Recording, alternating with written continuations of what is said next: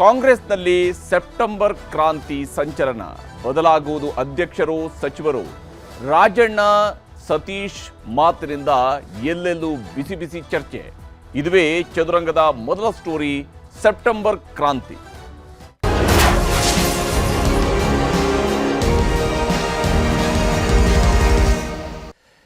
ಕಾಂಗ್ರೆಸ್ನಲ್ಲಿ ಯಾರು ಯಾವ ಸಂದರ್ಭದಲ್ಲಿ ಬದಲಾವಣೆಯ ಬಗ್ಗೆ ಮಾತನಾಡ್ತಾರೆ ಅನ್ನುವಂಥದ್ದು ಕಾಂಗ್ರೆಸ್ನವರಿಗೆ ಗೊಂದಲ ಆಗೋದಕ್ಕೆ ಶುರುವಾಗಿದೆ. ಇನ್ನು ಪ್ರತಿಪಕ್ಷದವರಂತೂ ಆಲ್ರೆಡಿ ಟೈಮು ಡೇಟು ಎಲ್ಲ ಹೇಳ್ಕೊಂಡು ಕೂತಿದ್ದಾರೆ. ಹಾಗಾಗಿ ಯಾವ ದಿವಸ ರಾಜ್ಯ ರಾಜಕೀಯದಲ್ಲಿ ಏನು ಬದಲಾವಣೆ ಆಗುತ್ತೆ ಅನ್ನುವಂತಹ ಕುತೂಹಲ ಅಥವಾ ಚರ್ಚೆ ಇವೆಲ್ಲವೂ ಕೂಡ ನಡೀತಾ ಇರುವ ಸಂದರ್ಭದಲ್ಲಿನೇ ಸಿದ್ದರಾಮಯ್ಯನವರ ಕ್ಯಾಬಿನೆಟ್ನ ಸಚಿವರೇ ಸೆಪ್ಟೆಂಬರ್ ಕ್ರಾಂತಿಯ ಒಂದು ಮುನ್ಸೂಚನೆಯನ್ನು ಕೊಟ್ಟಿದ್ದಾರೆ. ರಾಜ್ಯ ರಾಜಕೀಯದಲ್ಲಿ ಸೆಪ್ಟೆಂಬರ್ನಲ್ಲಿ ದೊಡ್ಡ ಕ್ರಾಂತಿ ಆಗೋದಿದೆ ಅನ್ನುವಂಥದ್ದು ಇದರ ಸಾರಾಂಶ. ಆದರೆ ಇದು ಆ್ಯಕ್ಚುಲಿ ನಾಯಕತ್ವ ಬದಲಾವಣೆಯೋ, ಅಂದರೆ ಮುಖ್ಯಮಂತ್ರಿಯವರ ಬದಲಾವಣೆಯೋ ಅಥವಾ ಸಂಪುಟದಲ್ಲಿ ಬದಲಾವಣೆಯೋ, ಸಂಪುಟದ ಪುನರ್ರಚನೆಯೋ ಅನ್ನುವಂಥದ್ರ ಬಗ್ಗೆ ಇನ್ನೂ ಕ್ಲಾರಿಟಿ ಇಲ್ಲ. ಇದರ ನಡುವೆನೇ ರಾಜಣ್ಣ ಹಾಗೂ ಸತೀಶ್ ಜಾರಕಿಹೊಳಿ ಅವರು ಇಬ್ಬರ ಹೇಳಿಕೆಗಳಿಂದ ಕಾಂಗ್ರೆಸ್ನಲ್ಲಿ ತಲ್ಲಣ ಸೃಷ್ಟಿಯಾಗಿದೆ. ಏನು ಆಗ್ತಾ ಇದೆ ಕಾಂಗ್ರೆಸ್ನೊಳಗಡೆ ಅನ್ನುವಂಥದ್ರ ಬಗ್ಗೆ ಕೂಡ ಕುತೂಹಲವೂ ಕೂಡ ಇದ್ದೇ ಇರುವಂಥದ್ದು. ಮೊದಲಿಗೆ ಯಾವ ರೀತಿಯಾದಂತಹ ಮಾತುಗಳನ್ನು ಇಲ್ಲಿ ನಾಯಕರುಗಳು ಹೇಳ್ತಾ ಇದ್ದಾರೆ, ಸೆಪ್ಟೆಂಬರಲ್ಲಿ ಹಾಗಾದರೆ ಆಗುವಂಥದ್ದು ಏನಿದೆ ನಿಮಗೆ ತೋರಿಸ್ತೀನಿ.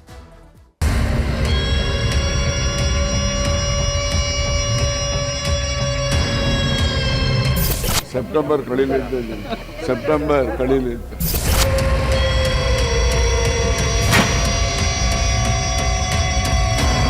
ರಾಜ್ಯ ರಾಜಕೀಯಕ್ಕೆ ಆಮೇಲೆ ಶುರು ಆಗ್ತದೆ. ಭಾರಿ ಏನಾಗಲ್ಲ, ಬದಲಾವಣೆ ಆಗುತ್ತೆ.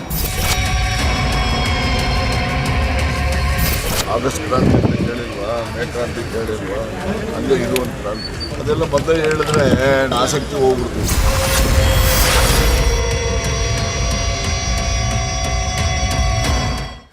ಹೀಗೆ ಸೆಪ್ಟೆಂಬರ್ ಕಳೀಲಿ ಆಮೇಲೇನೋ ಆಗುತ್ತೆ ಅನ್ನೋಂತಾನೆ ಹೇಳ್ತಾರೆ. ಸೆಪ್ಟೆಂಬರ್ ಆದಮೇಲೆ ಆಗೋದೇನಿಲ್ಲ, ಅಕ್ಟೋಬರ್ ಆಗುತ್ತೆ ನಿಜ. ಆದರೆ ಅಕ್ಟೋಬರ್ನ ಕ್ರಾಂತಿನೇ ಆಗೋಗ್ಬಿಡುತ್ತೆ ಹಾಗಾದ್ರೆ, ಅಥವಾ ಸೆಪ್ಟೆಂಬರ್ಲಿ ಕ್ರಾಂತಿ ಆಗುತ್ತಾ ಅನ್ನೋದ್ರ ಬಗ್ಗೆ ಗೊತ್ತಿಲ್ಲ. ಒಬ್ರು ಹೇಳ್ತಾರೆ ಭಾರಿ ಏನೋ ಆಗೋದಿದೆ ಅಂತ ಹೇಳ್ತಾರೆ, ಇನ್ನೊಬ್ರು ಹೇಳ್ತಾರೆ ಭಾರಿ ಏನೂ ಆಗೋದಿಲ್ಲ, ಒಂದು ಸ್ವಲ್ಪ ಬದಲಾವಣೆ ಆಗುತ್ತೆ ಅಂತೇಳಿ. ಅಸಲಿಗೆ ಏನು ಹಾಗಾದರೆ ನಡೀತಿರೋದು ಏನು ಇಲ್ಲಿ ಅನ್ನೋಂಥರ ನಾವು ನೋಡಬೇಕು. ಸೆಪ್ಟೆಂಬರ್ ಕ್ರಾಂತಿಯ ಒಂದು ಮುನ್ಸೂಚನೆಯನ್ನು ಕೊಟ್ಟಿದ್ದಾರೆ KN ರಾಜಣ್ಣ ಅವರು ಯಾವತ್ತೂ ಕೂಡ ಬಹಳ ಬಿರುಸು ಮಾತಿನ ನಾಯಕ. ಅವರ ಮಾತುಗಳ ನಂತರ ರಾಜಕೀಯದಲ್ಲಿ ಒಂದಿಷ್ಟು ದಿವಸಗಳ ಕಾಲ ಅದೇ ಸದ್ದು ಮಾಡ್ತಾ ಇರುತ್ತೆ. ರಾಜಣ್ಣವರು ನಡುವೆ ಒಂದು ಸ್ವಲ್ಪ ಬ್ರೇಕ್ ತೆಗೆದುಕೊಂಡಿದ್ರು. ಈಗ ಬ್ರೇಕ್ನ ನಂತರ ಮತ್ತೆ ಅವರು ಬಂದಿದ್ದಾರೆ. ಮತ್ತೆ ಅವರು ಈ ಮಾತುಗಳನ್ನು ಹೇಳ್ತಾ ಇದ್ದಾರೆ. ವಸತಿ ಇಲಾಖೆ ಅಕ್ರಮದ ತಲೆಬಿಸಿ ಬೆನ್ನಲ್ಲೇ ಮತ್ತೊಂದು ಕ್ರಾಂತಿಯ ಸುಳಿವನ್ನ KN ಅವರು ಕೊಟ್ರ, ಇದನ್ನ ಬಹಳ ಸೀರಿಯಸ್ ಆಗಿ ತೆಗೆದುಕೊಳ್ಬೇಕಾ ಅಥವಾ ಇಲ್ವಾ ಅನ್ನುವಂಥ ಪ್ರಶ್ನೆ ಇದ್ದೇ ಇದೆ. ರಾಜ್ಯ ರಾಜಕೀಯದಲ್ಲಿ ಕಾಂಗ್ರೆಸ್ ಮನೆಯಲ್ಲಿ ಸೆಪ್ಟೆಂಬರ್ ಕ್ರಾಂತಿಯ ಬಗ್ಗೆ ಮಾತುಗಳಾಗ್ತಿದ್ದಾರೆ. ಮೇ ಕ್ರಾಂತಿ ಇದೆಯಲ್ಲ, ಅಕ್ಟೋಬರ್ ಕ್ರಾಂತಿ ಇದೆಯಲ್ಲ, ಹಾಗೇನೆ ಇದು ಸೆಪ್ಟೆಂಬರ್ ನಂತರದ ಕ್ರಾಂತಿ ಅಂತ ಹೇಳ್ತಾರೆ. ಅಕ್ಟೋಬರ್ ಕ್ರಾಂತಿನೇ ಆಗೋಗ್ಬಿಡುತ್ತೆ ಅಂತ ನೋಡಬೇಕು. ಸೆಪ್ಟೆಂಬರ್ನಲ್ಲಿ ಏನು ಬದಲಾವಣೆ ಆಗುತ್ತೆ ಅನ್ನುವಂಥದ್ದು ಸದ್ಯಕ್ಕೆ ಕುತೂಹಲಕಾರಿಯಾಗಿರ್ತಕ್ಕಂತಹ ಸಸ್ಪೆನ್ಸ್ ಆಗಿರುವಂತಹ ವಿಚಾರ. ಇದರ ನಡುವೆ ವಿಧಾನಸೌಧದ ಮುಂದೆ KN ಅವರು ಆಡಿದ ಮಾತು ನಿಜ ಆಗುತ್ತಾ? ರಾಜಣ್ಣ ಅವರು ಬಹಳ ವಿಶ್ವಾಸದಿಂದ ಹೇಳಿದ್ದಾರೆ, ಸೆಪ್ಟೆಂಬರ್ ಕಳೀಲಿ ಅಂತ ಹೇಳಿದ್ದಾರೆ. ಸೆಪ್ಟೆಂಬರ್ ಕಳೀಲಿ ಅಂತ ಹೇಳಿದ ತಕ್ಷಣ ಅಕ್ಟೋಬರ್ ಬರುತ್ತೆ ನಿಜ. ಅಕ್ಟೋಬರ್ ಮುಕ್ತಾಯ ಆಗೋ ಹೊತ್ತಿಗೆ ಕರ್ನಾಟಕದಲ್ಲಿ ಸರ್ಕಾರ ಬಂದು 2.5 ವರ್ಷವೂ ಕೂಡ ಆಗಿರುತ್ತೆ. ಹಾಗಾದರೆ ಅಶೋಕ್ ಅವರು ಭವಿಷ್ಯ ನುಡಿತಿದ್ರಲ್ಲ, ನವೆಂಬರ್ನಲ್ಲಿ ಏನೋ ಆಗುತ್ತೆ ಅಂತೇಳಿ, ಸೆಪ್ಟೆಂಬರ್ ನಂತರ ಅಕ್ಟೋಬರ್ ನಂತರ ನವೆಂಬರ್ ಬರುತ್ತೆ. ಹೀಗಾಗಿ ಏನಾಗುತ್ತೆ ಗೊತ್ತಿಲ್ಲ. ಹೀಗೆ ಕುತೂಹಲವನ್ನು ಹೆಚ್ಚಿಸಿದ್ದಾರೆ KN ಅವರು. ವಸತಿ ಇಲಾಖೆ ಸಮಸ್ಯೆ ಬಗೆಹರಿಸುವ ಹೊತ್ತಲ್ಲೇ ಮತ್ತೊಂದು ಟೆನ್ಷನ್ ಈಗ ಕಾಂಗ್ರೆಸ್ಗೆ ಶುರುವಾಗಿದೆಯಾ, ಅಂಥದ್ದೇನಾದರೂ ಒಂದು ಪರಿಸ್ಥಿತಿ ಇದೆಯಾ ಅನ್ನುವಂಥ ಪ್ರಶ್ನೆ ಇದ್ದೇ ಇದೆ. ಬೆಂಗಳೂರಿನಲ್ಲಿ CM ಸಿದ್ದರಾಮಯ್ಯನವರನ್ನು ಕೂಡ ಅವರ ಮನೆಯಲ್ಲಿ ಭೇಟಿಯಾಗಿದ್ದಾರೆ KN ಅವರು. ಮುಖ್ಯಮಂತ್ರಿಯವರು ದೆಹಲಿಗೆ ಬಂದ ಮೇಲೆ ಮುಖ್ಯಮಂತ್ರಿಯವರನ್ನು ಕೂಡ ಭೇಟಿಯಾಗಿದ್ದಾರೆ. ವಿಧಾನಸೌಧದಿಂದ ಅವರು ನೇರವಾಗಿ CM ನಿವಾಸ ಕಾವೇರಿಗೆ ಹೋಗಿ ಅಲ್ಲಿ ಸಿದ್ದರಾಮಯ್ಯನವರು ಕೂಡ ಭೇಟಿಯಾಗಿದ್ದಾರೆ KN ಅವರು. ಆದರೆ ಅವರು ಕೊಟ್ಟಿರುವ ಮುನ್ಸೂಚನೆ ಪ್ರಕಾರ ಸೆಪ್ಟೆಂಬರ್ ಕಳೀಲಿ ಅಂತ ಹೇಳ್ತಾ ಇದ್ದಾರೆ. ಸೆಪ್ಟೆಂಬರ್ ಕ್ರಾಂತಿಯ ಹೇಳಿಕೆ ನಂತರ ಯಾವ ರೀತಿಯಲ್ಲಿ ಬೆಳವಣಿಗೆಗಳ ಬಗ್ಗೆಯೂ ಕೂಡ ಅವರು ಚರ್ಚೆಯನ್ನು ನಡೆಸಿರಬಹುದು ಸಿದ್ದರಾಮಯ್ಯನವ್ರ ಜೊತೆಗೆ ಅಂತೇಳಿ, ಅಥವಾ ಯಾವ ಕಾರಣಕ್ಕಾಗಿ ಈ ವಿಚಾರವನ್ನು ಹೇಳಿದ್ರಿ ಅನ್ನುವಂಥ ಪ್ರಶ್ನೆ ಇದ್ದೇ ಇದೆ. ಇದೇ ಸಂದರ್ಭದಲ್ಲೇ ಬಂದಿರುವಂತಹ ಇನ್ನೊಂದು ಮಾತು ಬಹಳ ಮುಖ್ಯ ಆಗುತ್ತೆ.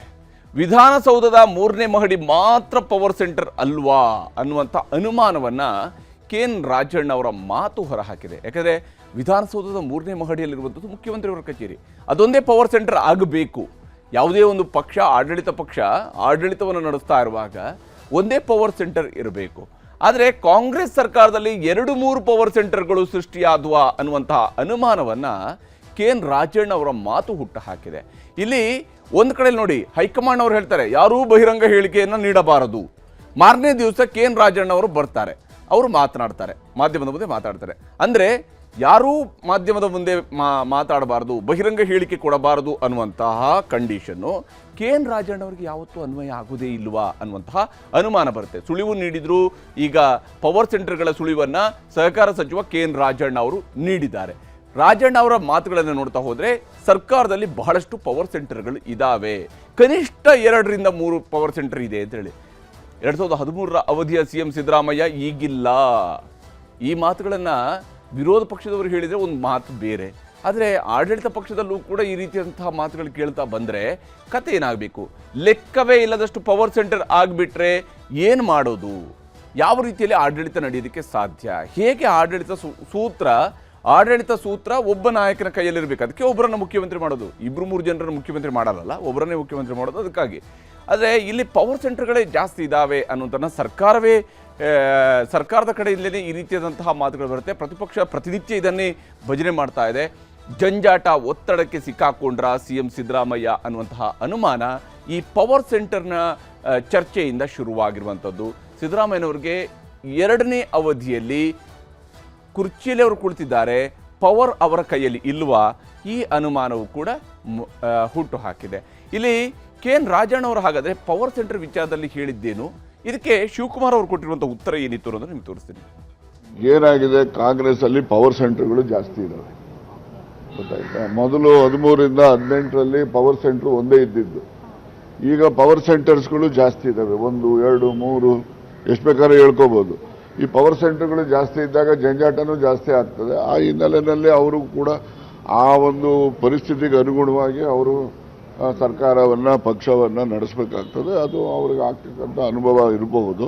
13-18 ಸಿದ್ದರಾಮಯ್ಯನ ನಾವು ನೋಡ್ತಾ ಇಲ್ಲ ಅಂತ ಹೇಳಿ ನೀವು ಹೇಳ್ಬೋದು. ಅದು ಬಹುತೇಕ ಜನರ ಅಭಿಪ್ರಾಯನೂ ಕೂಡ ಅದಿದೆ. CMO ಕಂಟ್ರೋಲ್ ಕಂಡುಕೊಂಡಿಲ್ಲ, ಆಳ್ತದಲ್ಲೂ ಕಂಟ್ರೋಲ್ ತೆಗೆದುಕೊಂಡಾಗ ಏನಿಲ್ಲ. CMO ಕಂಟ್ರೋಲ್ ಕಂಡುಕೊಂಡಿಲ್ಲ, ಆಳ್ತದಲ್ಲೂ ಕಂಟ್ರೋಲ್ ತೆಗೆದುಕೊಂಡಾಗ ಏನಿಲ್ಲ. ನೋಡಿ, ಇಲ್ಲಿ ವಿರೋಧ ಪಕ್ಷದವರು ಈ ಮಾತುಗಳನ್ನು ಹೇಳುವಂಥದ್ದು ಬೇರೆ ಮಾತು. ಅಂದರೆ ಈ ರೀತಿಯಾಗಿ ಪವರ್ ಸೆಂಟರ್ಗಳು ಬೇರೆ ಬೇರೆ ಇದ್ದಾವೆ, ಮುಖ್ಯಮಂತ್ರಿಯವರು 2013ರಿಂದ 18ರ ನಡುವೆ ಇದ್ದಂಗೆ ಇರಲಿಲ್ಲ, ಈಗ ಬದಲಾಗಿದೆ ಅಂತ ಮೊನ್ನೆ ಯತ್ನಾಳ್ರು ಕೂಡ ಈ ಮಾತನ್ನು ಹೇಳ್ತಾ ಇದ್ರು. ಆದರೆ ಅವರುಗಳು ಮಾತಾಡುವಂಥದ್ದು ಬೇರೆ, ಯತ್ನಾಳ್ರು ಹೇಳುವಂಥದ್ದು ಬೇರೆ. ಆದರೆ ಸರ್ಕಾರದ ಭಾಗವಾಗಿರ್ತಕ್ಕಂಥ ಸಿದ್ದರಾಮಯ್ಯನವರ ಸಚಿವ ಸಂಪುಟದಲ್ಲಿ ಸಚಿವರಾಗಿರ್ತಕ್ಕಂಥವ್ರು ಹೇಳ್ತಾರೆ ಜನರಲ್ಲೂ ಅಂಥದ್ದೊಂದು ಅಭಿಪ್ರಾಯ ಇದೆ. 13ರಿಂದ 18ರಲ್ಲಿ ಇದ್ದಂಥ ಸಿದ್ದರಾಮಯ್ಯ ಬೇರೆ, ಈಗಿರೋ ಸಿದ್ದರಾಮಯ್ಯ ಬೇರೆ ಅನ್ನೋಂಥದ್ದು ಒಬ್ಬ ಮಂತ್ರಿನೇ ಹೇಳ್ತಾರೆ ಅಂತ ಹೇಳಿದ್ರೆ ಈ ಸರ್ಕಾರದಲ್ಲಿ ಯಾವುದೂ ಸರಿ ಇಲ್ಲ ಅನ್ನುವಂಥದ್ದು ಸಾಬೀತಾದಂಗೆ ಆಗುತ್ತೆ. ಸೆಪ್ಟೆಂಬರ್ನಲ್ಲಿ ರಾಜ್ಯ ಕಾಂಗ್ರೆಸ್ನಲ್ಲಿ ಅಧ್ಯಕ್ಷರು ಬದಲಾಗ್ತಾರಾ ಅನ್ನುವಂತಹ ಮತ್ತೊಂದು ಪ್ರಶ್ನೆಯೂ ಕೂಡ ರಾಜಣ್ಣ ಅವರ ಮಾತಿನಿಂದ ಹುಟ್ಟುಕೊಂಡಿರುವಂಥದ್ದು. ಕುತೂಹಲ ಮೂಡಿಸಿರುವಂಥದ್ದು KN ರಾಜಣ್ಣ ಮತ್ತು ಸತೀಶ್ ಜಾರಕಿಹೊಳಿ ಅವರ ಮಾತುಗಳು. ಯಾಕಂದರೆ ಬದಲಾವಣೆ ಹೇಗಾಗಬಹುದು, ಯಾರಿಂದ ಆಗಬಹುದು, ಯಾವ ಸ್ವರೂಪದಲ್ಲಿ ಆಗ್ಬೋದು, ಇದರ ಬಗ್ಗೆ ಇನ್ನೂ ಕೂಡ ಬಹಳಷ್ಟು ಗೌಪ್ಯತೆ ಇದ್ದೇ ಇದೆ. ಪದೇ ಪದೇ ಸಭೆ ಮಾಡ್ತಾ ಇರುವಂತಹ KN ರಾಜಣ್ಣ, ಸತೀಶ್ ಜಾರಕಿಹೊಳಿ ಇವರೆಲ್ಲರೂ ಕೂಡ ಪದೇ ಪದೇ ಮೀಟಿಂಗ್ ಮಾಡ್ತಾ ಇರ್ತಾರೆ. ಯಾವ ವಿಚಾರಗಳ ಬಗ್ಗೆ ಹಾಗಾದರೆ ಇವರು ಚರ್ಚೆ ಮಾಡ್ತಾರೆ? ನಾನು ಎಲ್ಲಿದ್ದೇನೋ ಅಲ್ಲೇ ಇದ್ದೇನೆ, ನಮ್ಮನ್ನು ಯಾರೂ ಪುಷ್ ಮಾಡಿಲ್ಲ ಅನ್ನುವಂತಹ ಮಾತುಗಳನ್ನ ಒಂದು ಕಡೆಯಲ್ಲಿ ಸತೀಶ್ ಅವರು ಹೇಳ್ತಾರೆ. ಹುಲಿ ಯಾವತ್ತಿದ್ರೂ ಹುಲಿನೇ, ವಯಸ್ಸಾದರೂ ಹುಲಿನೇ, ಅದು ನಿಜ, ಹುಲಿನೇ. ಆದರೆ ಹುಲಿ ಕಚ್ಚಕ್ಕಾಗಲ್ವಾ? ಅದರ ಹಲ್ಲು ಗಟ್ಟಿದೆಯಾ, ಗಟ್ಟಿಲ್ವಾ? ಅದರ ಪಂಜ ಗಟ್ಟಿದೆಯಾ, ಇಲ್ವಾ? ಇವು ಇಷ್ಟೇ ಬಹಳ ಮುಖ್ಯ ಆಗುವಂಥದ್ದು. ಮತ್ತೆ KPCC ಅಧ್ಯಕ್ಷ ಪಟ್ಟದ ಮೇಲೆ ಕಣ್ಣಿಟ್ಟಿದ್ದಾರೆ ಸತೀಶ್ ಜಾರಕಿಹೊಳಿ ಅವರು ಅನ್ನುವಂಥದ್ದು ಕೂಡ ಬಹಳ ದಟ್ಟವಾಗಿರ್ತಕ್ಕಂತಹ ಒಂದು ಅನುಮಾನ. ಯಾಕಂದರೆ ಅಧ್ಯಕ್ಷರಾದರೆ 28ರಲ್ಲಿ ತಾವು ಮುಖ್ಯಮಂತ್ರಿ ಆಗೋದಕ್ಕೆ ಹತ್ತಿರ ಆಗಬಹುದು ಅನ್ನುವಂತಹ ಲೆಕ್ಕಾಚಾರದಲ್ಲಿ ಸತೀಶ್ ಜಾರಕಿಹೊಳಿ ಅವರು ಯಾವತ್ತೂ ಕೂಡ ಮಾತನಾಡ್ತಾರೆ. ಸತೀಶ್ ಅವರ ಮಾತು ನಿಮಗೆ ತೋರಿಸ್ತೀನಿ. ಹಿಂದೆ ಸರ್ಲಿಕ್ಕೆ ಮುಂದೆ ಹೋಗಿಲ್ಲ, ನಾವೆಲ್ಲಿ ಹಿಂದೆ ಯಾಕೆ ಸರಿಬೇಕು? ಎಲ್ಲಿ ಹೋಗಿಲ್ಲ, ಮುಂದೆ ಹೋಗಿಲ್ಲ. ಹಿಂದೆ ಸರಿ ಪ್ರಶ್ನೆ ಇಲ್ಲ. ಮುಂದೆ ಎಲ್ಲಿ ಮುಂದೆ ಹೋಗಿಲ್ಲ, ಹಿಂದೆ ಹೋಗಿಲ್ಲ, ಇದ್ದಲ್ಲೇ ಇದೀವಿ ನಾವು. ಇದ್ದಲ್ಲೇ ನಿಂತೀವಿ. ನಮ್ಮನ್ನ ಯಾರು ಮುಂದುಗಡೆ ಪುಷ್ ಮಾಡ್ಬೇಕಲ್ಲ, ಮಾಡ್ದಂಗೆ ಮುಂದೆ ಹೋಗ್ತೀವಿ. ನಾವಾಗ ಹೋಗ್ಲಿಕ್ಕೆ ಆಗಲ್ಲ. ಹುಲಿನೇ ಅದೇನು ಯಾವಾಗ ಕೊನೆಯವ್ರಿಗೆ ಹುಲಿನ ಆಗಿರ್ತದೆ. ವಯಸ್ಸಾದ್ರೂ ಹುಲಿನ ಆಗ್ತಾರೆ, ವಯಸ್ಸಾಕ ಹುಲಿನ ಆಗ್ತಾರೆ. ಹುಲಿ ಆಗಿರ್ತದೆ. ಶಸ್ತ್ರ ಇದ್ದಾಗ ಹಿಡಿಬೇಕಾಗ್ತೈತಿ. ನೀವೆಲ್ದಾಗ ಹಿಡ್ಕೊಂಡ್ರೆ ಅದೇನು ಮಾಡೋರು ನೀವು? ಇದ್ದು ಯಾವಾಗ ಇರ್ತೈತಿ ಯಾವಾಗ ಹಿಡಿಬೇಕಾಗ್ತದೆ. ಇಲ್ಲದ ಕಾಲನಾಗ ಹಿಡ್ಕೊಂಡ್ರೆ ನೀವು ಪ್ರಯೋಜನ. ಅಗತ್ಯ ಇಲ್ಲ, ಅದು ಇದಾರಲ್ಲ ಹೈಕಮಾಂಡ್ ಇದೆ, ದೊಡ್ಡ ಪಕ್ಷ ಇದೆ, ವರಿಷ್ಠರಿದ್ದಾರೆ, ಗಮನಿಸ್ತಾರೆ ಅವ್ರಿಗೆ ಏನು ಬೇಕು ಏನು ಬೇಡ ಅಂತ ಅವ್ರು ತೀರ್ಮಾನ ಮಾಡ್ತಾರೆ. ಹೀಗೆ ಸತೀಶ್ ಜಾರಕಿಹೊಳಿ ಅವರು ತಮ್ಮದೇ ಆದಂತಹ ಲೆಕ್ಕಾಚಾರದ ಮಾತುಗಳನ್ನು ಹೇಳ್ತಾ ಇದ್ದಾರೆ. ಇದರ ನಡುವೆ KN ರಾಜಣ್ಣ ಅವರು ಕೂಡ ಒಂದಿಷ್ಟು ಸಮಜಾಯಿಷಿಯನ್ನು ಕೊಟ್ಟಿದ್ದಾರೆ. ಅವರ ಮಾತು ಕೂಡ ನಿಮಗೆ ತೋರಿಸ್ತಾರೆ. ಆಗಸ್ಟ್ ಕ್ರಾಂತಿ ಅಂತ ಕೇಳಿಲ್ವಾ, ಮೇ ಕ್ರಾಂತಿ ಕೇಳಿಲ್ವಾ, ಹಂಗೆ ಇದು ಒಂದು ಕ್ರಾಂತಿ. ರಾಜಕಾರಣ ಯಾವತ್ತೂ ಕೂಡ ನಿಂತ ನೀರಲ್ಲ, ಅದು ಹರಿತಕ್ಕಂಥ ನೀರು. ಆ ನೀರು ಹರಿಯುವಂಥ ಕಾಲದಲ್ಲಿ ಯಾವಾಗಲೂ ಕೂಡ ಪಾರೆ ಅಂದರೆ ದಿಬ್ಬು ಕತ್ತೋದಿಲ್ಲ.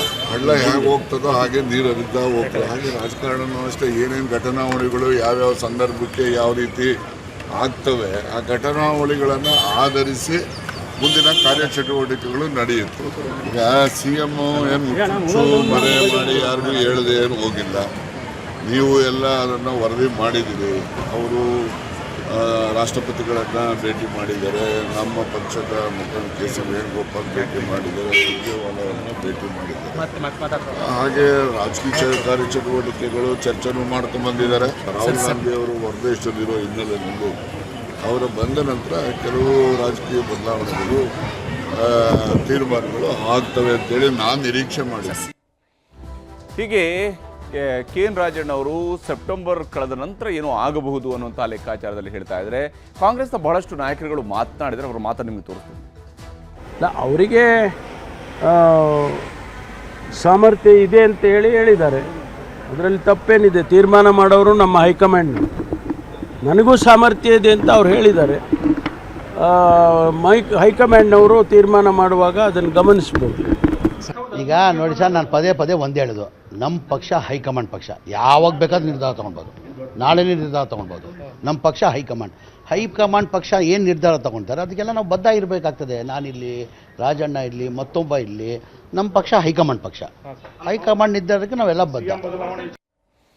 ಹೀಗೆ ಹೈಕಮಾಂಡ್ ನಿರ್ಧಾರಕ್ಕೆ ನಾವೆಲ್ಲ ಬದ್ಧ ಅನ್ನುವಂತಹ ಒಂದು ಸಿಂಪಲ್ ಆಗಿರುವಂಥ ಸೆಂಟೆನ್ಸನ್ನು ಹೇಳಿ ಮುಗಿಸಿದ್ದಾರೆ ಜಮೀರ್ ಅಹ್ಮದ್ ಖಾನ್ ಅವರು. ಆದರೆ ಇಲ್ಲಿ ನಿಜಕ್ಕೂ ಸೆಪ್ಟೆಂಬರ್ ನಂತರ ಏನಿದೆ ಏನಿಲ್ಲ, ಈ ರಾಜಣ್ಣ ಅವರ ಮಾತು, ಆ ಮಾತಿನಿಂದ ವ್ಯಕ್ತವಾಗ್ತಾ ಇರುವಂತಹ ಅಭಿಪ್ರಾಯಗಳನ್ನು ನೋಡ್ತಾ ಹೋದಾಗ ಎಲ್ಲೋ ಒಂದು ಕಡೆಯಲ್ಲಿ ಕಾಂಗ್ರೆಸ್ನಲ್ಲಿ ಇನ್ನೂ ಕೂಡ ಯಾವುದೋ ಒಂದಷ್ಟು ಮಹತ್ತರದ ಬೆಳವಣಿಗೆಗಳು ನಡೆಯೋದಿದೆ ಅನ್ನೋಂಥದ್ದು ಮಾತ್ರ ಒಂದು ಮುನ್ಸೂಚನೆಯನ್ನು ರಾಜಣ್ಣ ಅವರ ಮಾತು ಕೊಟ್ಟಂತೆ ಕಾಣ್ತಾ ಇದೆ.